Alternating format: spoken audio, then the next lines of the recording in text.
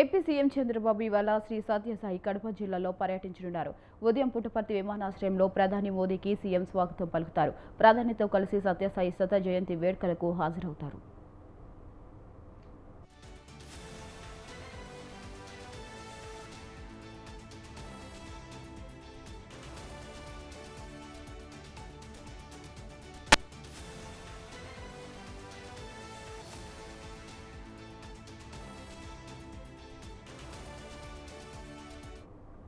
ఉదయం 10 గంటలకు సాయి కుల్వంతు హలో సత్యసాయి మహాసమాధిని దర్శించుకుంటారు. సత్యసాయి హిల్ వ్యూ స్టేడియంలో జరిగే ఉత్సవాలకు ప్రధానితో పాటు హాజరవుతారు.